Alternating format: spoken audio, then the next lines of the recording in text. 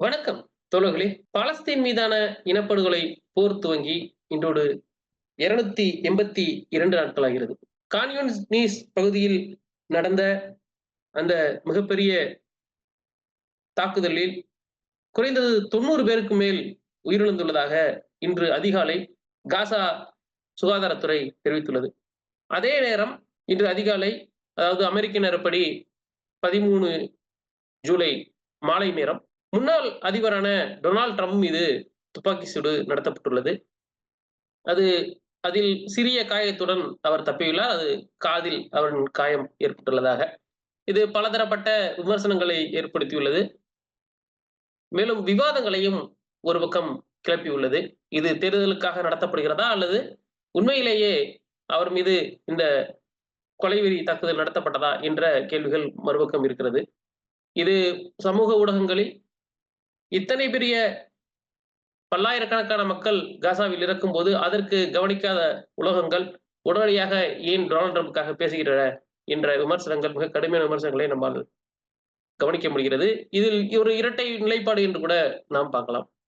ஆனால் இந்த குறிப்பிட்ட இந்த தாக்குதல் என்பது, இதற்கு பின்னால் ஏதேனும் சர்வதேச அரசியலுக்கான தேவைகள் அல்லது இவரை இந்த போட்டியில் இருந்து, தேர்தலில் இருந்து வெளியேற்றுவதால் யாருக்கு என்ன லாபம் என்பதையும் நாம் மற்றொரு கோணத்தில் பேச வேண்டிய அவசியம் இருக்கிறது. அது குறித்து நாம் இன்று பேசவிருக்கிறோம். நம்மோடு தோழர் செந்தில் அவர்கள் இணைந்திருக்கிறார். வணக்கம் செந்தில் தோழர். வணக்கம் தோழர்.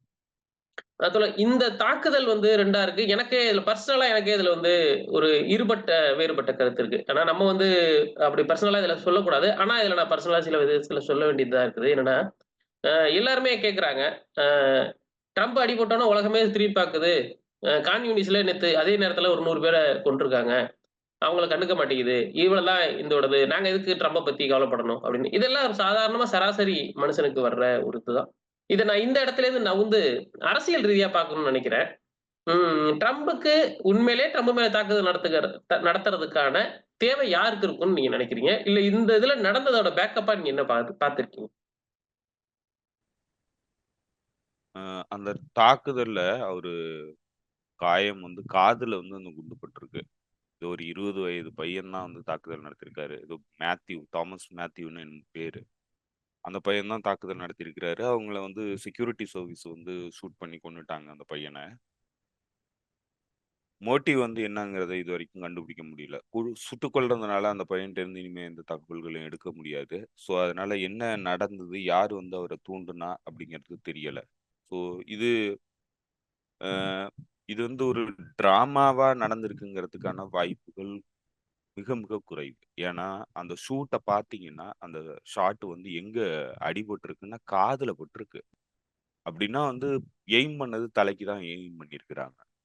ஸோ, அந்த அளவுக்கு ரொம்ப சீரியஸா வந்து இவர கொலை பண்ணணுங்கிறதுக்காக பண்ணியிருக்கிறாங்க. அது அது தெளிவா தெரியுது. இது வந்து டிராமா கிடையாது. டிராமாவா இருக்கிறதுக்கான வாய்ப்புகள் கிடையாது. அது எதிர்பாராத விதமா தான் நடந்தது. அந்த அந்த ரேலியில வந்து அவரு பேசிக்கிட்டு இருக்கிறாரு. பேசிக்கிட்டு இருக்கும்போது டக்குன்னு பட்ட உடனே காதுல கைய வச்சுட்டு அப்படியே கீழ குனிஞ்சுக்கிறாரு. எல்லாருமே உட்கார்ந்துடுறாங்க. ஸோ அதுக்கப்புறம் வந்து செக்யூரிட்டி ஃபோர்ஸஸ் வந்து அந்த ஷூட் பண்ணவன வந்து ஷூட் பண்ணி கொன்னுடுறாங்க. இவ்வளவு செக்யூரிட்டி லேப்ஸ் வந்து ஒரு பிரசிடென்சி கேண்டிடேட்டுக்கு, அதுவும் முக்கியமா வின் பண்ணக்கூடியவரா சொல்லப்படக்கூடிய ஒரு கேண்டிடேட்டுக்கு, இவ்வளவு வீக்கான செக்யூரிட்டி குடுத்துருக்காங்க. கன்ன கொண்டு வந்து ஷூட் பண்ற அளவுக்கு வந்து செக்யூரிட்டி வீக்கா வந்து இருக்குதுன்னா, அது நம்பக்கூடியதா இல்ல.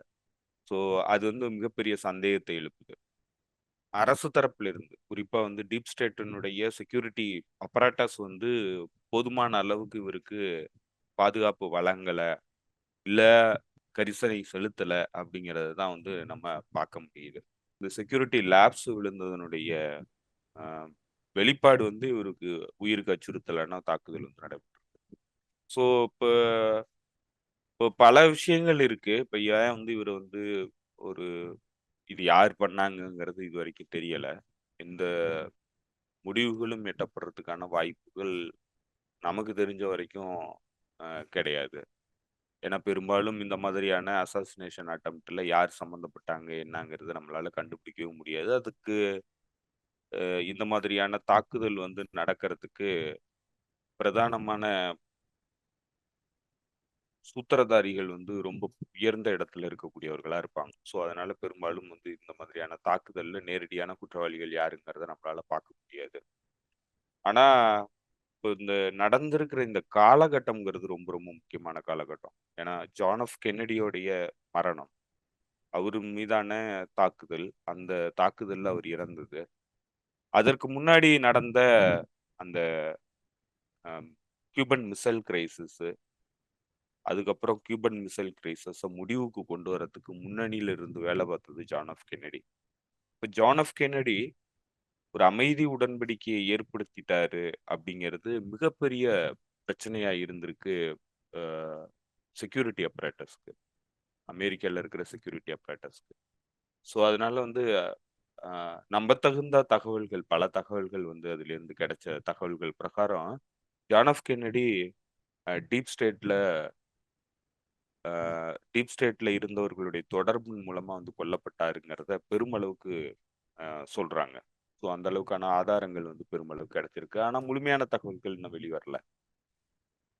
ஆனா ஹை பாசிபிலிட்டிஸ் இருக்கு அப்படிங்கிறத வந்து இப்ப இதுவரைக்கும் உறுதிப்படுத்தி சொல்லியிருக்கிறாங்க. இப்ப ஜான் எஃப் கென்னடி என்ன குற்றம் பண்ணார் அப்படின்னாக்க, அவர் வந்து அமைதியை கொண்டு வரதுக்கான முயற்சியில ஈடுபட்டு அமெரிக்காவை போர்ல இருந்து வெளியேற்றினாரு. ஆஹ் குருசேவ் கூட பேச்சுவார்த்தை நடத்தி அந்த கியூபன் மிசைல் கிரைசிஸ முடிவுக்கு கொண்டு வந்தாரு. அமைதி ஏற்படுத்தினாங்க 2 பேரும். அதுக்கப்புறம் வந்து கோல்டு வாரினுடைய ஆஹ் அந்த இதுங்கிறது ரொம்ப த்ரெட்டுங்கிறது குறைஞ்சுது. ஸோ அதற்காக அவர் வந்து அது முடிஞ்சு கொஞ்ச நாள்லயே வந்து அவரு கொலை செய்யப்பட்டார். ஸோ கிட்டத்தட்ட அந்த மாதிரியான ஒரு காலகட்டம் வந்து இப்ப நடக்குது. இப்போ கியூபன் மிசைல் கிரைசிஸ் காலகட்டம், கோல்டு வார் காலகட்டம் மாதிரியான ஒரு காலகட்டம் தான் இன்னைக்கு இருக்கிறதும். ஸோ அதனால இந்த மாதிரியான ஒரு காலகட்டத்துல ட்ரம்ப் வந்து என்ன அப்படி ஒரு ஒரு விஷனரி பிரைஸ் விஸ்டமான ஒரு பிரசிடென்ஷியல் கேண்டிடேட்டா, இல்ல அவருடைய முன் நடவடிக்கைகள் அந்த மாதிரி இருந்ததான்னு பாத்தீங்கன்னா எந்த அளவுக்கு ஒன்றும் பெருசா கிடையாது. ட்ரம்ப் தான் வந்து ஐஎன்எஃப் ட்ரீட்டில இருந்து வெளியேறினாரு. அதாவது இன்டர் கான்டினென்டல் பேலிஸ்டிக் மிசைல்ஸ் உடைய ட்ரீட்டில இருந்து வெளியேறினாரு. நியூக்ளியர் ட்ரீட்டில இருந்து வெளியேறினாரு. ஸோ இப்போ இந்த ட்ரீட்டி எல்லாம் தான் வந்து இன்னைக்கு மிகப்பெரிய ஆபத்தை உலகத்துக்கு கொடுக்கக்கூடியது, இந்த ட்ரீட்டிலேருந்து வெளியேறினது. ஸோ ட்ரம்ப் வந்து ரெட்டரிக்கா நிறைய விஷயங்கள் பேசியிருக்கிறாரு. நேட்டோ வந்து டிஸ்மாண்டில் பண்ணணும்னு பேசியிருக்கிறாரு. நேட்டோவுக்கு நான் ஃபண்டிங் பண்ண முடியாதுன்னு பேசியிருக்கிறாரு. நேட்டோ நாடுகள் எல்லாரும் ஈக்குவலான ஷேரை வந்து கொடுக்கணும், அமெரிக்கா மட்டும்தான் வந்து கொடுத்துக்கிட்டு இருக்கு, மற்ற நாடுகள் வந்து அவங்களுடைய செக்யூரிட்டிக்கான அந்த ஈக்குவல் ஷேரை வந்து கொடுக்கணும் அப்படின்னு சொல்லி பேசுறாரு. சமீபத்துல வந்து ரெட்டரிக்கா அவர் பேசும்போது சொன்னாரு, இந்த பணத்தெல்லாம் நீங்க குடுக்கல, உங்களுடைய ஷேர வந்து நீங்க குடுக்கலன்னா, நான் வந்து மைண்ட் பண்ண மாட்டேன். I don't care. நான் வந்து இன்னும் சொல்லப்போனா என்கரேஜ் பண்ணுவேன் ரஷ்யாகிட்ட. புட்டின்ட்ட சொல்லுவேன், நீங்க வந்து தாக்குதல் நடத்துங்க. இந்த குடுக்காதவங்கள்ட்டலாம் தாக்குதல் நடத்துங்கன்னு சொல்லுவேன். அப்படின்ட்டுலாம் அவரு பேசினாரு. பட் ஆனா, ஆ அதெல்லாம் வந்து நடைமுறைப்படுத்தக்கூடிய சூழல் இருக்கான்னா, அது மிகப்பெரிய சந்தேகம். ஏன்னா கடந்த ஆட்சியில ட்ரம்ப் வந்து பல இடங்கள்ல ட்ரூப்ஸ வந்து நான் எல்லா இடங்கள்ல இருந்து சண்டையில இருந்து வாபஸ் வாங்குவேன்னாரு. சிரியால இருந்து வாபஸ் வாங்குவேன்னாரு. ஈராக்ல இருந்து வாபஸ் வாங்குவேன்னாரு. ஆ ஆப்கானிஸ்தான்ல இருந்து வாபஸ் வாங்குவேன்னாரு. அப்புறம் கடைசியா பார்த்தாக்கா சிரியால இருந்து நான் வந்து முழுமையா வாபஸ் வாங்க முடியாது அப்படின்னாரு. ஈராக்ல இருந்து மட்டும் நான் வாபஸ் வாங்குறேன்னாரு. அதுவும் முழுமையடையல. அந்த அந்த இதுவும் வந்து முழுமையடையல. அப்புறம் நான் என்னுடைய இன்டர்னல் செக்யூரிட்டி, இன்டர்னல் பிரச்சனை தான் எனக்கு முக்கியமானது. நான் அந்த ஃபாரின் வார்ஸ வந்து நான் விரும்பல. குளோபலி வந்து நம்மளுடைய எக்ஸ்டர்னல் அஃபேர்ஸ் வந்து இந்த அளவுக்கு தீவிரமா இயங்குறது எனக்கு விருப்பம் இல்ல. நான் வந்து நேஷனலிஸ்டிக்கா தான் வந்து திங்க் பண்ணுவேன். உள்நாட்டு வளர்ச்சிக்காக மட்டும்தான் நான் பேசுவேன். சண்டைகள்ல ஈடுபட மாட்டேன். எங்களுடைய பொருளாதாரத்தை வீணடிக்க மாட்டேன்னு சொன்னாரு. அவரு தான் வந்து அ 2020 ஜனவரியில அ குட்ஸ் ஃபோர்ஸினுடைய ஜெனரல் கசம் சுலைமானிய அசாசினேஷன் பண்றதுக்கான உத்தரவு போட்டவரும் அவர்தான். ட்ரம்ப் வந்து பல இடங்கள்ல வெளிநாட்டு நாடுகள்ல நம்மளுடைய தலையீடுகள் இருக்காது, நம்ம போர் வந்து பண்ண மாட்டோம்னு சொன்னவர் தான்.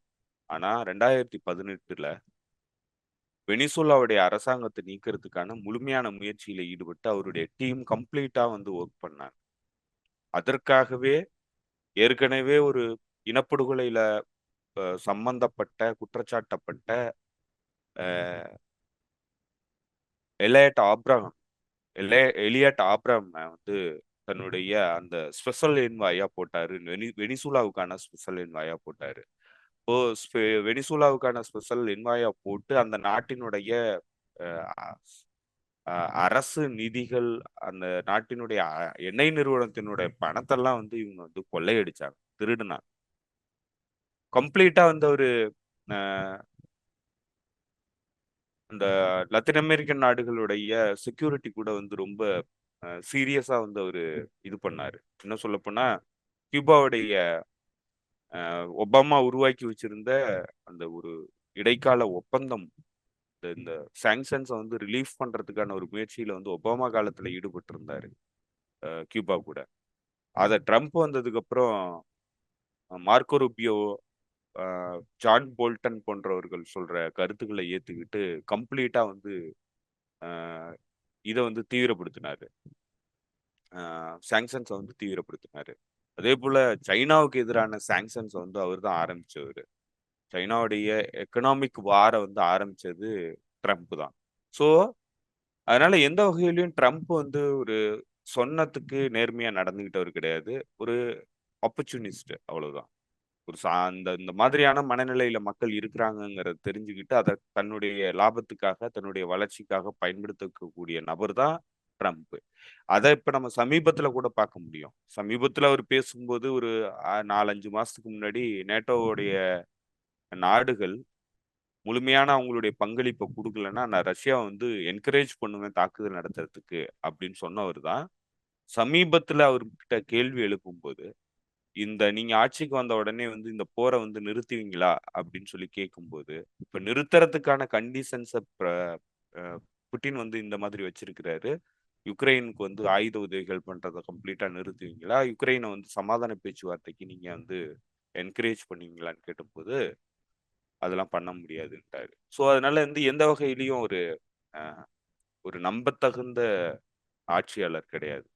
ஐ திங்க் வந்து அதுவே செக்யூரிட்டி அப்பராட்டஸ்க்கு ஒரு சிக்கலான விஷயம் தான் நான் நினைக்கிறேன். ஏன்னா இப்போ வந்து அவங்க என்ன மாதிரியான ஒரு பிரசிடென்ட்டை எக்ஸ்பெக்ட் பண்றாங்கன்னா, ஒரு ஸ்டேபிளான பிரசிடென்ட், அதே நேரத்துல செக்யூரிட்டி அப்பராட்டஸ் சொல்றத கேட்கக்கூடிய ஒரு பிரசிடென்ட்டை வந்து அவங்க எதிர்பார்க்குறாங்க. இந்த இந்த டயலமோ பேசுறது ஒண்ணு, செயல்படுறது ஒண்ணு, கண்ணாப்பின்னான்னு முடிவு எடுக்கிறது, ஆஹ் எடுத்தேன் கவுத்தேன்னு முடிவு எடுக்கிற ஒரு பிரசிடென்ட் வந்து இப்போ, அதுவும் இந்த டயத்துல, அதுவும் வார் டைமா இருக்கு இப்போ.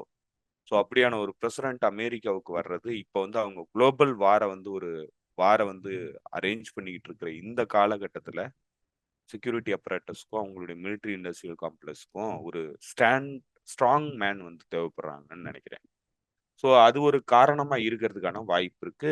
ட்ரம்ப் வந்து இதுக்கு மேட்ச் ஆவாரா அப்படிங்கிற ஒரு சந்தேகமும் இருக்கு. இதெல்லாம் வந்து நம்ம வந்து ஸ்பெகுலேட் பண்றோம். இது உண்மையாவே இதுக்கு பின்னாடி யார் இருந்தாங்கங்கிறது தெரியாது. ஆனா இதெல்லாம் இருந்தது, இப்ப இந்த ப்ரீ கண்டிஷன்ஸ் வந்து இருந்தது அப்படிங்கிறது தான் வந்து நம்ம சொல்றோம். நேட்டோவுக்கு எதிராக வந்து அவர் செயல்படக்கூடியவர் கிடையாது. ஆனா ஒரு ஃபேர்ம் லீடர், ஃபாரின் பாலிசியில ஸ்ட்ராங்கா இருக்கக்கூடிய ஒரு லீடரை வந்து செக்யூரிட்டி அப்பரேட்டஸ் விரும்புது, மிலிட்ரி இண்டஸ்ட்ரியல் காம்ப்ளெக்ஸ் இன்றைய காலத்துல விரும்புது. அந்த காலகட்டம் வந்து இன்னைக்கு இருக்கு.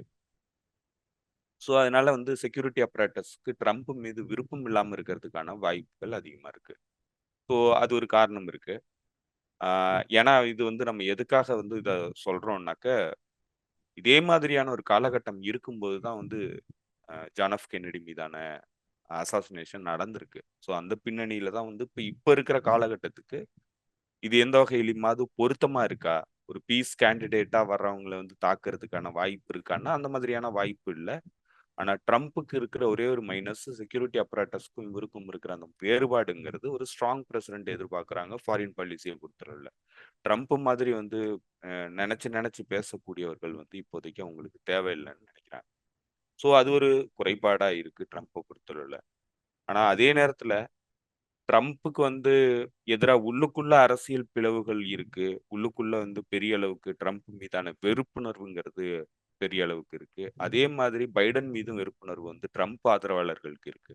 ஸோ இப்ப இதனால வந்து உள்ளுக்குள்ள இந்த மோட்டிவேஷன் வந்து ஹேட்ரடா வந்து வந்ததுனால அது வந்து ரிஃப்ளெக்ட் ஆகி ஒரு ஒரு லோன்லி வூல்ஃப் அட்டாக்கா நடந்திருக்கிறதுக்கான வாய்ப்புகளும் இருக்கு. ஸோ அதனால வந்து இது இது எந்த பின்னணியில நடந்தது என்னங்கிறதெல்லாம் நமக்கு தெரியல. ஆனா இதெல்லாம் கண்டிஷன்ஸா இருந்தது.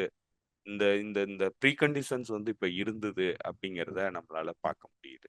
ஸோ ஐ திங்க் வந்து மேபி அதுல எதுவும் தொடர்பு இருக்குமா என்னன்னு நமக்கு தெரியல. ஸோ இப்போ இந்த இடத்துல தான் இவருடைய இந்த அசாசினேஷன் அட்டம்ப்ட் நடந்திருக்கு. ஸோ அது அவ்வளவு முக்கியமானதா இல்லையா அப்படின்லாம் நீங்க பார்த்தீங்கன்னா, அஸ் அ லீடரா ஒரு மிகப்பெரிய ஒரு நாட்டினுடைய தலைவரா லீடரா வரப்போறக்கூடிய ஒரு தலைவருக்கு எதிரான ஒரு அசாசினேஷன் அட்டம்ப்ட்ங்கிறது அது கண்டிப்பா வந்து விவாதங்கள் எழுப்ப தான் செய்யும். அது சர்வதேச ஊடகங்கள் அதுக்கு முக்கியத்துவம் கொடுக்க தான் செய்வாங்க. ஸோ அதை வந்து நம்ம ஒரு பெரிய குறையா பார்க்க வேண்டியதில்லை. அதே நேரத்துல இது வந்து சர்வதேச மீடியா நிறுவனங்களுடைய குறைபாடு காசா பிரச்சனையை வெளியில கொண்டு போகாது. ஸோ அதனால வந்து அந்த பிரச்சனையை ஏன் கொண்டு போனாங்கன்னு நம்ம பார்க்க தேவையில்ல. இந்த பிரச்சனையை ஏன் கொண்டு போகலைங்கிறது தான் நம்ம கேள்வி எழுப்பணுமே தவிர, அந்த பிரச்சனையை கொண்டு போனது எனக்கு வந்து பர்டிகுலர்லி எனக்கு பர்சனலி அது வந்து ஒரு தவறான விஷயமா நான் கருதல. இதுக்குள்ள என்ன நடந்திருக்கு என்னங்கிறது நமக்கு தெரியாது. நம்ம வந்து கான்ஸ்பிரசி தியரி பேச முடியாது. ஆனா இதெல்லாம் ப்ரீ கண்டிஷனா இருந்ததுங்கிறது மட்டும்தான் வந்து தெளிவு. ஓகே தோழர். இப்போ நம்ம அந்த இடத்துல இருந்தே பேசுவோமே. இப்ப எக்ஸாம்பிள் வந்து இது இது நாடகமா அல்லது வந்து நிஜமா நடந்ததா அப்படின்றத தள்ளி வச்சுட்டு இந்த நடந்திருக்குல்ல இந்த விஷயம். சுட்ட துப்பாக்கி குண்டு வந்து காதுல பட்டுச்சு. 1 இன்ச் நவுந்து தலையில பட்டிருந்துச்சுன்னா, அது வந்து அந்த நாடு முழுவதும் மிகப்பெரிய ஒரு இத மாத்திருக்கும். அது வந்து சிவில் வாரை கொண்டு வந்துரும் அப்படின்னு சிலர் சொல்றாங்க. சிவில் வார்னா உள்ளுக்குள்ள 50 ஸ்டேட் கொண்ட மிகப்பெரிய நாடு அது. அந்த நாட்டுக்குள்ள வந்து ஒரு மக்கள் தங்கள் நாட்டுக்குள்ளே ஒரு மக்கள் இன்னொரு மக்கள் அடிச்சுக்கிற அளவுக்கு பெரிய இதா மாறி இருக்கும். ஒருவேளை இது வந்து கொலையா மாறி இருந்தா அப்படின்றாங்க. அந்த அளவுக்கு தான் இப்போ வந்து அமெரிக்காவோட உள்நாட்டு சூழ்நிலை இருக்கா? இல்ல கண்டிப்பா அது நடந்திருக்கிறதுக்கான வாய்ப்பு இருக்கு. ம்ஹ்ம். ஆல்ரெடி வந்து இந்த நாடு வந்து 2 பிளவுபட்ட பார்ட்டிகளால பிளவுபட்டு கிடக்கு. ஸோ இந்த பிளவுங்கிறது வெறும் அரசியல் பிளவா இல்லாம, அது வந்து பர்சனல் லெவல்ல இருக்கு. இப்போ எமோஷனல் லெவல்ல வந்து 2 பிளவுகளா வந்து இந்த நாடு பிளவுபட்டிருக்கு. ஸோ அதற்கு பேக்ரவுண்ட் காரணங்கள், அடிப்படைகள் வந்து அந்த நாட்டினுடைய பொருளாதாரத்திலயும், அந்த நாட்டினுடைய எலைட் செக்ஷனோட திங்கிங்லயுமே இருக்கு. ஸோ அதுதான் வந்து இந்த கண்டிஷன வந்து உருவாக்கி வச்சிருக்கு அந்த நாட்டு முழுக்க. அதுக்குள்ள இந்த இந்த இந்த மாதிரியான ஐடியாலஜிக்கல் டிஃபரன்ஸ் வந்து பெரிய அளவுக்கு பர்சனலி அஃபெக்ட் ஆகும்போது, அது வந்து தீவிரமடையும். அந்த நாட்டுக்குள்ள பல முரண்பாடுகள் இருக்கு. ஸ்டேட், சென்ட்ரல் அ முரண்பாடுகள்ங்கிறது தீவிரமா இருக்கு. அது உலகத்துல இருக்கிற ஃபெடரல் சிஸ்டத்துல எல்லா நாடுகள்லயும் இருக்கிற பிரச்சனை. அதே மாதிரி இந்த நாட்டுல வந்து ரொம்ப தீவிரமான அந்த முரண்பாடுகள் இருக்கு. ஸோ இதுல வந்து ஸ்டேட் கான்ஸ்டிடியூஷன்ஸ் வந்து ஃபெடரல் கான்ஸ்டிடியூஷனுக்கு எதிராக வந்து பல மாநிலங்கள்ல வந்து அங்க செயல்படுத்த முடியும். இந்தியா மாதிரியான நாடுகள்ல அந்த வாய்ப்பு கிடையாது. ஏன்னா அங்கெல்லாம் வந்து ஒவ்வொரு ஸ்டேட்டுக்குமே வந்து சுப்ரீம் கோர்ட் இருக்கு. ஸோ அதனால அந்த உரிமைகள்லாம் இருந்ததுனாலும் இந்த முரண்பாடுகள்ங்கிறது இந்த நாட்டின்ல வந்து பெரிய அளவுக்கு முரண்பாடுகள் வந்து தீவிரமடைஞ்சுக்கிட்டே இருக்கு. அதற்கான அடிப்படை கட்டமைப்பு ரீதியான பிரச்சனைங்கிறது அவங்களுடைய அந்த நியூ லிபரல் பாலிசி. அது முழுக்க முழுக்க மிலிட்ரி இண்டஸ்ட்ரியல் காம்ப்ளெக்ஸ், குளோபல் ஹிஜோமனியை மையப்படுத்தின ஒரு ஃபெடரல் செட்டப் தான் வந்து இந்த நாட்டினுடைய மையத்துல வந்து ஆட்சியில இருக்கு. ஸோ அது எந்த கட்சி ஆட்சிக்கு வந்ததுனால அந்த செட்டப்புள்ள தான் இயங்க முடியுது. அந்த பியூரோக்ரஸிங்கிறது அப்படியே இருக்கு. அந்த டீப் ஸ்டேட்டுங்கிறது அப்படியே இருக்கு. தனியார் முதலாளிகளின் நலன் சார்ந்து தான் அந்த நாட்டினுடைய திட்டங்கள் வடிவமைக்கப்படுது. ஸோ இப்போ இது எல்லாமே வந்து இந்த இந்த மக்களுடைய வளர்ச்சியின்மை, மக்களுடைய பிரச்சனைகளுக்கான அடிப்படைகளை வந்து உருவாக்கி அந்த கான்கிரீட்டா வந்து பேஸ் பண்ணி வச்சிருக்கு. ஸோ அப்ப அந்த பின்னணியில தான் இந்த இந்த முரண்பாடுகள் வந்து ஐடியாலஜிக்கல் முரண்பாடுகள் வந்து தீவிரமடைஞ்சு வருது. ஸோ இப்ப அந்த இடத்துல அந்த நாட்டுல வந்து எப்ப வேணாலும் சிவில் வார் வெடிக்கிறதுக்கான வாய்ப்பு இருக்கிறதா வந்து முன்னமே கருதப்பட்டுச்சு. அதுதான் இப்போ கடந்த 2020 ஜனவரி 6ஆம் தேதி நடைபெற்ற அந்த அந்த தாக்குதல், அதாவது வெள்ளை மாளிகை மீதான தாக்குதல் 2021 நினைக்கிறேன். 2020 21 2021 ஜனவரி 6ஆம் தேதி. ஏன்னா 20 நவம்பர்ல இது நடந்துச்சு. ஆமா. ஸோ அதனால வந்து இந்த இப்ப இந்த முரண்பாடுகள்ங்கிறது ஏற்கனவே அந்த நாட்டுக்குள்ள சிவில் வார் உருவாகிறதுக்கான எல்லா வாய்ப்புகளும் இருந்தது. அதுல ஒரு மிக முக்கியமான தலைவர், இன்னைக்கு மெஜாரிட்டி பாப்புலேஷனால ஆதரவு பெறக்கூடிய ஒரு தலைவரா இருக்கிறவர் வந்து அசாசினேட் பண்ணப்பட்டிருந்தாருன்னா கண்டிப்பா சிவில் வார் வெடிச்சிருக்கிறதுக்கான எல்லா வாய்ப்பும் இருந்திருக்கு. புரிஞ்சுது. ஓகே. நான் இந்த இடத்துல தான் வந்தேன். நான் ஏன் தொடக்கத்திலேயே அப்படி கேட்டேன் அப்படின்னா, நம்ம இது வந்து நம்ம இன்னைக்கு திடீர்னு இந்த செய்திய பார்த்துட்டு அதிர்ச்சியாகி பேசுற ஒரு இதா இல்ல.